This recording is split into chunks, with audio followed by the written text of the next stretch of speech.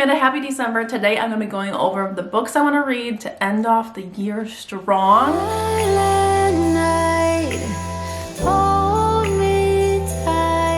2023 is among us. And I'm super excited for that year because that's the year I get married. I'm going on some fun trips, you know, it's gonna be a great year. But we are still in 2022 and we have the holidays coming up, which is so exciting. It is time to read some holiday romances, time to hopefully upload a bit more. And some of the holiday romances, I don't know if I'll get to. I've been seeing some reviews come in and I feel like sometimes I waste my time reading holiday romances because a lot of times they're like 3 stars and then I'm just like, bummed. But be sure to like and subscribe down below for more bookish content from me. I'd love to have you here and let's get into it. So the first book is the Sugar and Spice Book Club pick, and that is Love Light Farms by B.K. Borison. This one I'm excited for. I think it'll be really fun to have a little holiday live show. In this one, my fellow Stella, she runs a Christmas tree farm. It's in trouble, so she's going to enter this competition, but in order to enter, she has to have a boyfriend.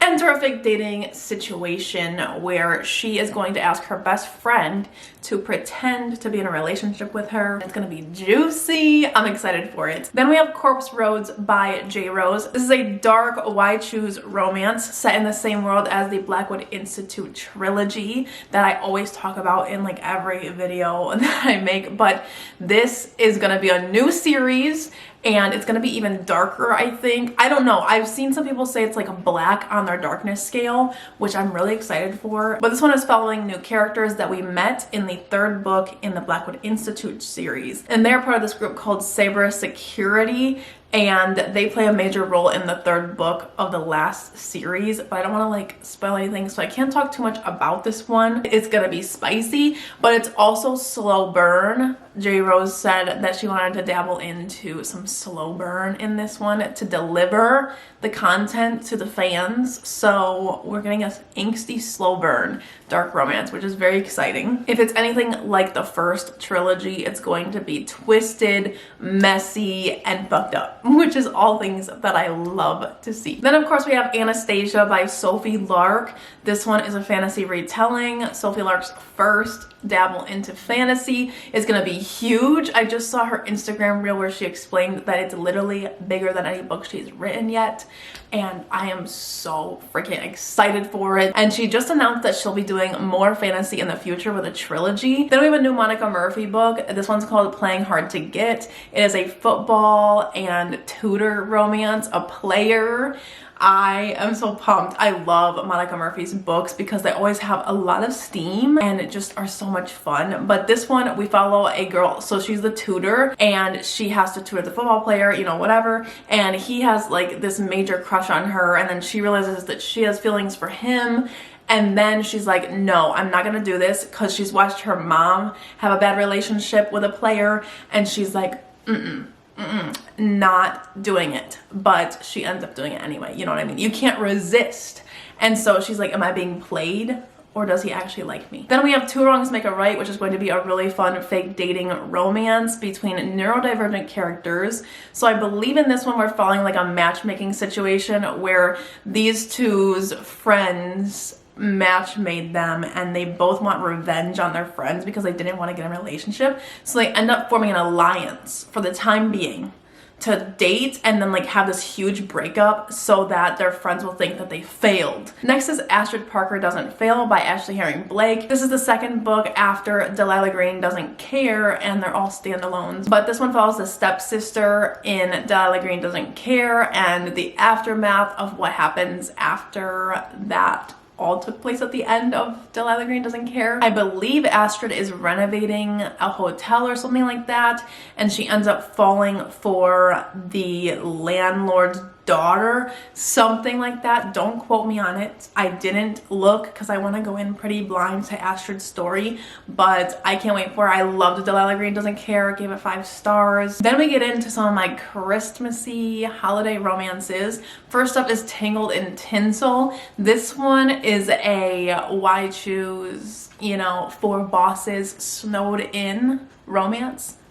sign me up. Sign me up. It's a novella, and I love the snowed in situation. You know what I mean? It's so much fun. I'm gonna be reading that on the KU reading sprint, so if anyone wants to join us with reading that novella, please do. Next we have another novella by Megan Quinn. This one is called Resting Scrooge Face. It's a second chance romance, and it has the pen pal trope in it. So I think it's gonna be really fun. I love Megan Quinn's writing if I'm in the mood for cheesy and cringy romance. You have to be in the mood for her books because they do have like that humor that some people find just not their thing. So I like it when I'm just wanting something uplifting, something fun. I think that two people that used to be together end up in the same town, and then the mailman in the town gives our main character a letter from a fellow Scrooge, and they end up pen paling, but it's actually, you know,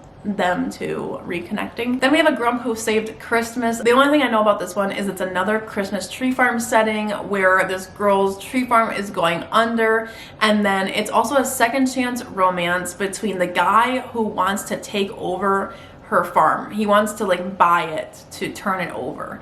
So I think it's going to be a fun one. I don't know, there's some mixed reviews, but I just liked the cover, honestly.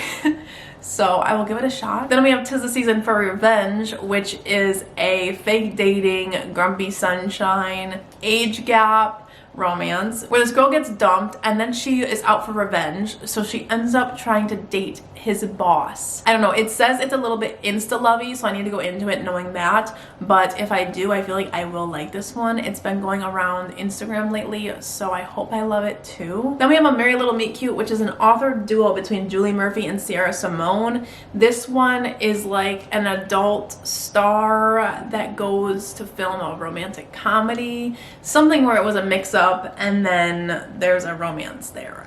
I don't know much. I know I picked this one up way back just because I loved the cover, and I love the idea of this author duo because Sierra Simone is the spicy romance author that wrote Priest, and then we have Julie Murphy who wrote, the one that I read was If the Shoe Fits, which also had that reality TV star element to it, and I did like that book, so I hope that I'll like this one too. Then I have some that I might get to. I'm not sure yet. They have mixed reviews, or I just don't know if I'll like it. So the first one is A Very Merry Bromance, which is part of the Bromance Book Club. I haven't started this series at all, so I don't know if I can hop into this one.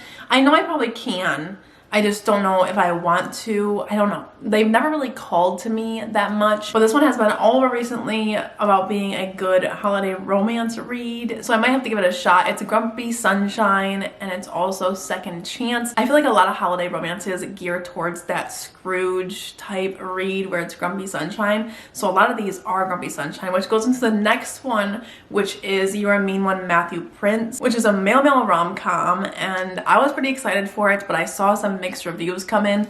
This is why you don't look at reviews of books you haven't read yet, because I always get swayed. Like, I end up being like, okay, never mind, I'm not gonna do it because I have so many books that I want to read. Then we have Baggage Claim, which I was really excited to read, but I saw Jess from Peace Love Books said that it had some bad eating sort of situations going on, like where it was kind of insensitive to eating disorders, that type of thing, and I don't know if I can like handle that right now. Then we have Just Like Magic by Sarah Ogle. This one's the Winers Book Club pick, and this one has some bad reviews as well, but it sounded kind of fun. It sounded unique. It's like a Christmas Carol retelling, and like this song plays backwards, and that's how everything starts. This Christmas spirit comes, and then we have a fun rom-com out of it. So I don't know. This one could be fun, but it has some pretty bad reviews on Goodreads.